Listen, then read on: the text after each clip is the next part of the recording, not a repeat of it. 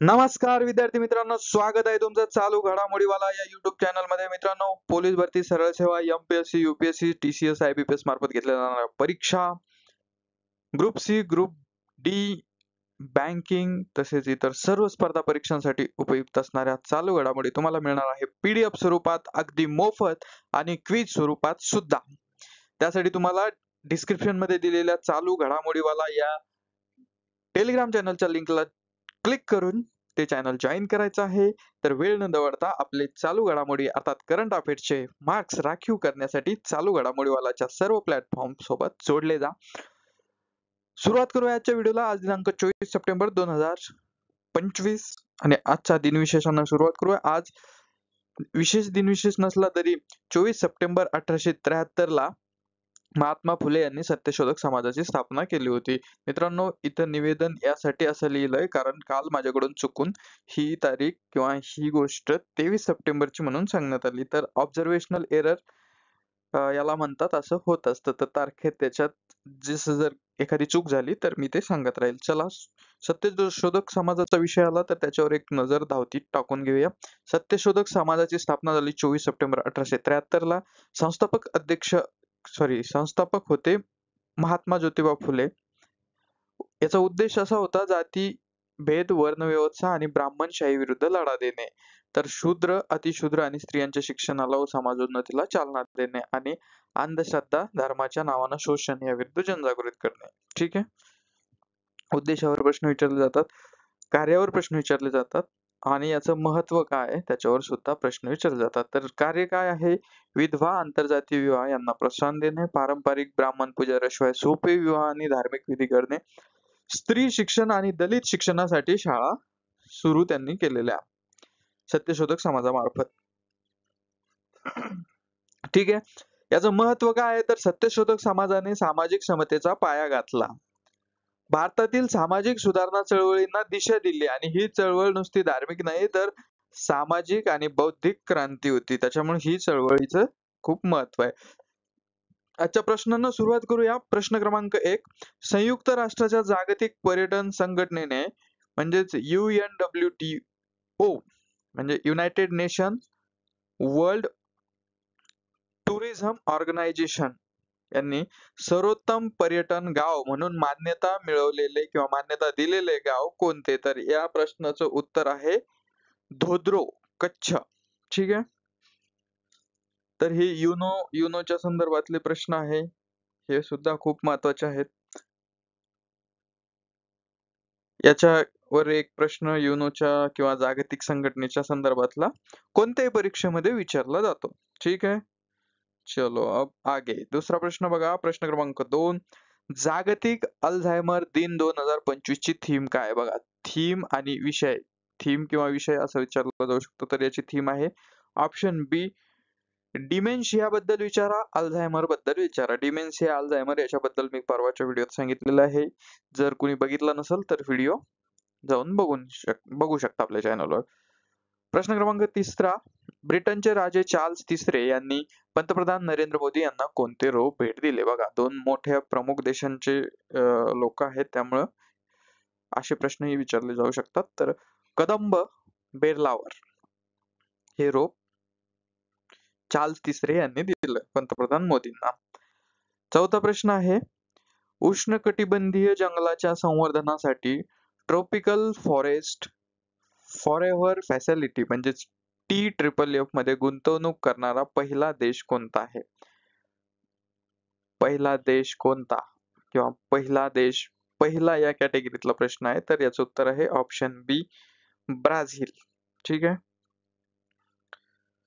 पुढचा प्रश्न बघूया. प्रश्न क्रमांक 5. भारताच्या कोणत्या राज्यात आशियाई कॅडेट कप 2025 चे उद्घाटन झाले? आणि याचं उत्तर आहे ऑप्शन ए, उत्तराखंड. बघा, आशियाई कॅडेट कप 2025 म्हणजे क्रीडा घडामोडीवरचा प्रश्न आहे. प्रश्न क्रमांक 6. सौरव गांगुली पुन्हा कोणत्या क्रिकेट संघटनेचे अध्यक्ष बनले आहेत? आणि मित्रांनो, जर तुम्हाला माहिती असेल, सौरव गांगुली हे बंगालचे आहे, पश्चिम बंगालचे आहेत. तर त्याच्यामुळं पटकन तुम्हाला डोळे झाकून उत्तर लिहिता येईल, बंगाल क्रिकेट संघटना, ऑप्शन बी. तर बऱ्याचदा कोणत्या राज्यातला आहे याच्यावरूनही आपल्याला क्लू मिळून जातो. असं काही नाही की प्रत्येक प्रश्न पाठच केला पाहिजे. ठीक आहे. बघा प्रश्न क्रमांक 7. भारतीय क्रिकेट नियामक मंडळाचेच म्हणजेच BCCI चे नवे अध्यक्ष म्हणून कोणाची नियुक्ती करण्यात आली? आणि या प्रश्नाचं उत्तर आहे ऑप्शन सी, मिथुन मनहास. मित्रांनो, BCCI काय आहे? आपण नेहमी बऱ्याचदा क्रिकेटमध्ये ऐकत असतो. तर BCCI ची आज जरा चिरफाड करूया. BCCI आहे board of control for cricket in India, म्हणजेच त्याला मराठीमध्ये भारतीय क्रिकेट नियामक मंडळ म्हणतात. बघा, याची स्थापना कधी झाली? 4 डिसेंबर 1928 रोजी ब्रिटिशकालीन मुंबईमध्ये. त्यावेळेस भारत स्वतंत्र झाला नव्हता, त्याच्यामुळे ब्रिटिशकालीन मुंबई म्हणजे अर्थात मुंबईमध्येच. तर मुख्यालय आहे याचं वांद्रे कुर्ला कॉम्प्लेक्स BKC या ठिकाणी मुंबईमध्ये, महाराष्ट्रात. ठीक आहे. प्रकार काय आहे? स्वायत्त संस्था आहे, म्हणजे भारत सरकारची किंवा कोणत्याही राज्य सरकारची ही संस्था नाही. ही एक स्वतंत्र संस्था आहे. आणि हिचं उद्दिष्ट काय, याच्यावर प्रश्न विचारले गेलेले आहे. भारतातील क्रिकेट खेळाचे नियमन, आयोजन व विकास हे BCCI चे उद्दिष्ट आहे. मी परवा फिडे बद्दल सांगितलं होतं. फिडे काय करते? बुद्धिबळ स्पर्धाचं आयोजन करते. क्रिकेटचं आयोजन कोण करतं? BCCI. ठीक आहे. बघा कामकाज त्याचं काय काय आहे. आंतरराष्ट्रीय सामन्यांसाठी भारतीय संघाची निवड. भारतीय संघात कोण खेळणार, कोण नाही, कोणी कधी जायचं हे सगळं BCCI ठरवते. देशांतर्गत स्पर्धांचे आयोजन, जसं की रणजी ट्रॉफी, दिलीप ट्रॉफी, अशा देशांतर्गत ज्या स्पर्धा होतात त्याचं सुद्धा आयोजन BCCI करते. IPL चं आयोजन सुद्धा BCCI करते. क्रिकेटपटूंना जो करार होतो हा एवढ्यात विकला वगैरे वगैरे, आणि त्यांना जो पैसा लागतो हे सगळं मॅनेजमेंट BCCI कडे असतं. प्रशिक्षक, पंच, मैदान, ठीक आहे, सगळं आयोजन. आता BCCI चे प्रमुख पदाधिकारी, जे अलीकडच्या काळात आत्ताच आपण प्रश्नामध्ये बघितलं की अध्यक्ष म्हणून मिथुन मनहास यांची नियुक्ती झाली. तर उपाध्यक्ष आहे त्याचे राजीव शुक्ला, सचिव आहे देवजीत सैकिया, खजिनदार आहे रघुराम भट. आणि या संघटनेचं किंवा या संस्थेचं वैशिष्ट्य काय आहे? तर जगातील सर्वात श्रीमंत क्रिकेट बोर्ड आहे आणि ICC म्हणजेच आंतरराष्ट्रीय क्रिकेट परिषदेमध्ये याचं प्रभावी स्थान आहे. तर ही BCCI. आता कसंही उलटा-पालटा प्रश्न आला की विसरायचं नाही. चला 8वा प्रश्न बघूया. केंद्रीय प्रशासकीय न्यायाधिकरण म्हणजेच CAT ची 10वी अखिल भारतीय परिषद 2025 मध्ये कुठे आयोजित करण्यात आली होती? बघा, लेटेस्ट मधल्या परिषदेवरचा प्रश्न आहे आणि ही आयोजित करण्यात आली होती नवी दिल्ली या ठिकाणी. ठीक आहे. केंद्रीय प्रशासकीय न्यायाधिकरणची 10वी अखिल भारतीय परिषद. आपण परिषदा आणि त्या कोणत्या ठिकाणी आयोजित करण्यात आल्या होत्या 2025 मधल्या त्या बघूया, कारण याच्यावर प्रश्न विचारले गेलेले आहे. ठीक आहे. पोलीस भरतीमध्ये वन लाइनर प्रश्न असतात, सरळ सेवेमध्ये सुद्धा प्रश्न असतात. बघा, एशिया इंडिया 2025 ही बेंगळुरू या ठिकाणी आयोजित करण्यात आली होती. आर्टिफिशियल इंटेलिजन्स एव्हिएशन समिट म्हणजेच AI समिट किंवा AI परिषद, फ्रान्स. ठीक आहे. AI चा सध्या धूमधडाका चालू आहे, त्याच्यामुळे AI वरचे कोणतेही प्रश्न असेल, आपण AI वरचे जे प्रश्न आहे त्याच्यावर पण एक सेपरेट व्हिडिओ घेणार आहोत, है ना. पुढच्या महिन्यात तो व्हिडिओ, पुढच्या महिन्यात दररोज आपल्या डेली व्हिडिओ सोबत एक एक एक एक एक एक महत्वाच्या पॉइंट वरचा व्हिडिओ येणार आहे चालू घडामोडी वालावर. तर त्यामुळं चालू घडामोडी वालाच्या YouTube, चालू घडामोडी वालाच्या टेलिग्राम, चालू घडामोडी वाला इंस्टाग्राम, सगळीकडे तुम्ही एकदम बुकिंग करून ठेवा, प्लॅटफॉर्मला जोडले जा. ठीक आहे. तर इंडिया मोबिलिटी ग्लोबल एक्सपो 2025 झाला मुंबईमध्ये. वर्ल्ड इकॉनॉमिक फोरम 2025 दावोस या ठिकाणी. तर विश्व मराठी साहित्य संमेलन 2025 हे पुणे या ठिकाणी झालं. तर बिमस्टेक युथ समिट 2025 गुजरात या ठिकाणी झालं. जागतिक सरकार शिखर परिषद 2025 दुबई या ठिकाणी झाली. सामाजिक न्यायावर प्रथमच प्रादेशिक संवाद दिल्ली या ठिकाणी झाला. तर जागतिक साक्षरता विकास शिखर परिषद 2025 ही सुद्धा दिल्ली या ठिकाणी झालं. नारी शक्ती से विकसित भारत समिट 2025 दिल्ली या ठिकाणी. 140वी आंतर संसदीय संघ शिखर परिषद उझबेकिस्तान या ठिकाणी किंवा उझबेकिस्तान या देशामध्ये. तर जागतिक अंतराळ संशोधन शिखर परिषद ग्लेक्स 2025 नवी दिल्ली या ठिकाणी झालेले आहे. बघा, आंतरराष्ट्रीय जल पुरस्कार जिंकणारे पहिले भारतीय कोण ठरले? आता हा कॉम्बो प्रश्न आहे, जल पुरस्कारावर पण आहे आणि पहिले भारतीय पण आहे, त्याच्यामुळं हा प्रश्न खूप महत्वाचा आहे. तर या प्रश्नाचं उत्तर आहे डॉक्टर हिमांशू कुलकर्णी. आणि आता हिमांशू कुलकर्णी यांना जागतिक पुरस्कार मिळाला आणि पहिले भारतीय ठरले. म्हणजे हे कोण आहे, पुरस्कार काय, याची पण आपण चिरफाड करून घेऊ. बघा, आंतरराष्ट्रीय जल पुरस्कार जिंकणारे पहिले भारतीय कोण ठरले? भूजल तज्ञ डॉक्टर हिमांशू कुलकर्णी हे पुण्याचे आहेत. पुरस्काराची सुरुवात कधी झाली? 2009 ला. पुरस्काराचं स्वरूप आहे ट्रॉफी आणि $25,000 म्हणजे भारतीय रुपयांमध्ये 22 लाख रुपये. आता कोणाला दिला जातो बघा मित्रांनो, पाणी पुरवठा आणि स्वच्छता क्षेत्राशी संबंधित जगभरात होणाऱ्या चांगल्या कामाचा गौरव करण्यासाठी. ठीक आहे, पाणी पुरवठा आणि स्वच्छता म्हणजे पाण्याचे संदर्भात आणि स्वच्छतेच्या संदर्भात. तर 2 वर्षातून एकदा हा पुरस्कार, म्हणजे 2 वर्षातून एका जणाला हा पुरस्कार दिला जातो. कोण देतं? अमेरिकेतील ओल्काहोम विद्यापीठ, त्यामधलं वॉटर सेंटर जो विभाग आहे यांच्यातर्फे हा पुरस्कार दिला जातो. आता हिमांशू कुलकर्णीला भेटला यांच्याबद्दल थोडक्यात माहिती बघूया, कारण यांना मिळाला हे अर्थातच खूप मोठे व्यक्ती आहे, यांच्यावर प्रश्न विचारला जाऊ शकतो. अशाच याच्यावर व्यक्तिमत्वावर प्रश्न विचारले जातात. बघा, पुण्यातील नामवंत भूजल तज्ञ आहेत हिमांशू कुलकर्णी. यांचं कार्यक्षेत्र अर्थातच भूजल व्यवस्थापन, जलपुरवठा आणि पाणी संवर्धन हे आहे. यांच्या शैक्षणिक भूमिका आपण जर बघितल्या तर advance centre for water resources development and management या संस्थेचे ते संस्थापक, ट्रस्टी आणि सचिव आहे. तर व्यावसायिक जर भूमिका यांच्या पाहिल्या तर शिव नाडर इन्स्टिट्यूट ऑफ एमेन्स येथे ग्रामीण व्यवस्थापनाचे ते प्रॅक्टिशनर प्रोफेसर आहेत आणि भारत सरकारच्या 12व्या पंचवार्षिक योजनेच्या कार्यकारी गटाचे सहअध्यक्ष आहेत किंवा अध्यक्ष राहिलेले आहेत.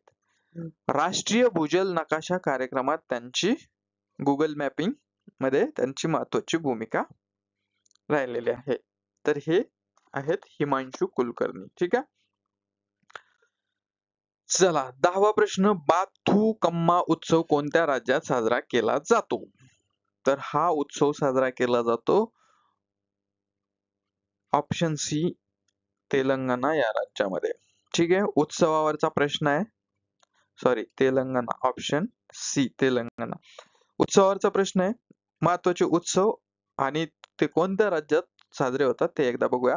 बघा, हॉर्नबिल फेस्टिवल नागालँड, गंगामा जत्रा हा उत्सव साजरा होतो आंध्र प्रदेश राज्यामध्ये, निंगोल चक्कुबा उत्सव साजरा होतो मणिपूरमध्ये, नौखाई उत्सव साजरा होतो ओडिशामध्ये, त्रिशूरपुरम उत्सव साजरा होतो केरळमध्ये, पितृपक्ष मेळा उत्सव साजरा होतो बिहारमध्ये. तर आता जो आपण बघितला बाथुकम्मा उत्सव साजरा होतो तेलंगणामध्ये. छपचार कूट महोत्सव हा साजरा केला जातो मिझोराम राज्यात किंवा मिझोराम राज्यात. जलीकट्टू महोत्सव तामिळनाडू याच्यावर प्रश्न विचारून झालेला आहे. कुल्लू दरारा उत्सव हा हिमाचल प्रदेश या राज्यात साजरा केला जातो. कुथंडवर उत्सव हा तामिळनाडू या राज्यात साजरा केला जातो. तर हेमिस तेत्सू उत्सव हा लडाख मध्ये साजरा केला जातो. तर हे उत्सव लक्षात ठेवायचे. वाटल्यास परत एकदा व्हिडिओ पहा, स्क्रीनशॉट मारा, रिव्हिजन करा, है ना. किंवा ज्याला वाटलं की मला हे PDF मध्ये पाहिजे तर त्यानं तशी मागणी करा आपल्या 3ही प्लॅटफॉर्म पैकी कुठे. आपण लवकरच व्हॉट्सअप ग्रुप सुद्धा घेऊन येणार आहे. तर तिथं तुम्हाला तुमच्या डिमांडनुसार काही गोष्टी प्रोव्हाइड केल्या जातील. ठीक आहे, आणि आपली मोफत PDF तर आहे.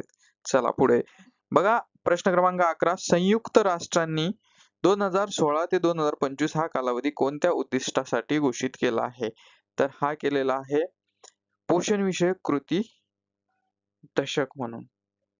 बघा, संयुक्त राष्ट्र म्हणजे युनायटेड नेशन ऑर्गनायझेशन युनो द्वारे असे दशक घोषित केले जातात. तर याच्यावर सुद्धा प्रश्न विचारले जातात. बघा, कोणकोणते दशक आणि ते कशासाठी घोषित केले गेले होते ते आपण बघूया. 1976 ते 1985 हे दशक संयुक्त राष्ट्र महिलांसाठीचं दशक म्हणून समानता, विकास व शांतता यासाठी घोषित केलेलं होतं.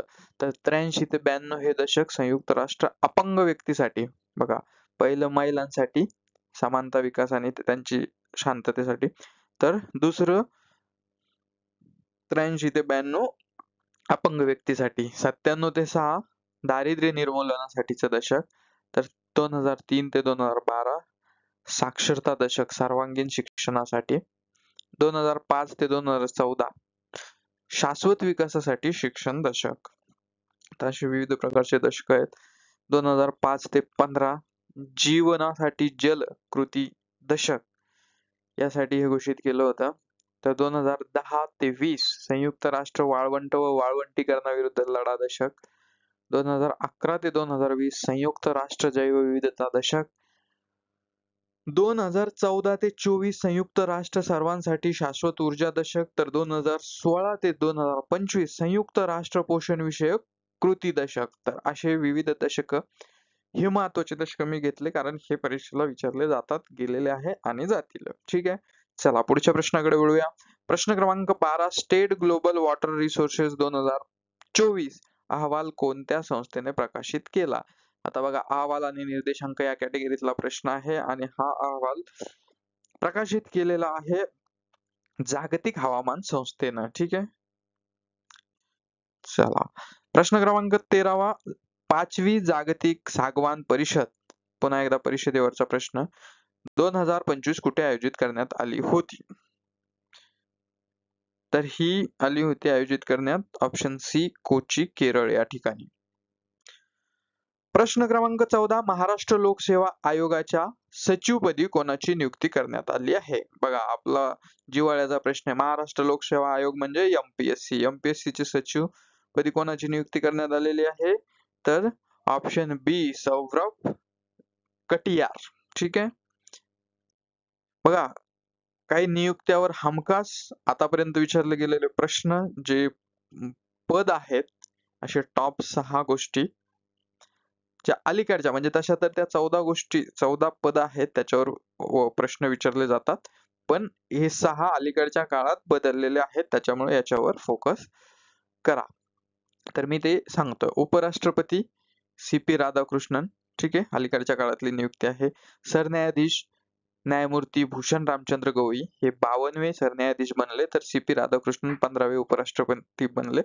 मित्रांनो, CP राधाकृष्णन हे सप्टेंबर म्हणजेच याच महिन्यात हे उपराष्ट्रपती बनले, तर न्यायमूर्ती भूषण गवई मे महिन्यामध्ये, मे 2025 मध्ये चीफ जस्टिस ऑफ इंडिया म्हणजे सरन्यायाधीश बनले. राज्यसभेचे सभापती CP राधाकृष्णन. आता हे उपराष्ट्रपती आणि सभापती, राज्यसभेचे सभापती हे पदसिद्ध असतात, म्हणजे जी व्यक्ती उपराष्ट्रपती होईल ती ही राज्यसभेची पदसिद्ध सभापती असते. ठीक आहे, राज्यसभेचे उपसभापती कोण आहे? तर हरिवंश नारायण सिंह. ठीक आहे, मुख्य निवडणूक आयुक्त कोण आहेत? ज्ञानेश कुमार, हे 26वे आहे आणि हरिवंश नारायण सिंह 12वे आहेत.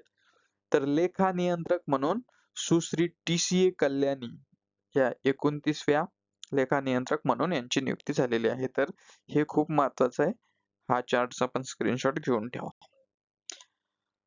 बघा 15वा प्रश्न, पाटणा उच्च न्यायालयाचे 46वे मुख्य न्यायाधीश पदाची शपथ कुणी घेतली?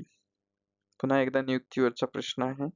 तर पाटणा म्हणजेच बिहार राज्याचं जे उच्च न्यायालय आहे, त्या उच्च न्यायालयाचे मुख्य न्यायाधीश हे न्यायमूर्ती पवन कुमार भीमप्पा भजंत्री, ऑप्शन बी असं या प्रश्नाचं उत्तर आहे.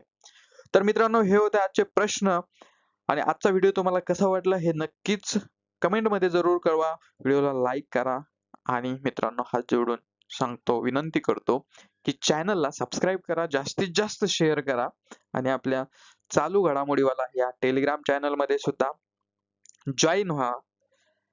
मोफत व्हिडिओ मिळवा, क्विज सोडवा, आपली सरकारी नोकरी पक्की करा. व्हिडिओ शेवटपर्यंत बघितल्याबद्दल मनपूर्वक धन्यवाद. पुन्हा भेटूया उद्याच्या व्हिडिओत. Thank you so much.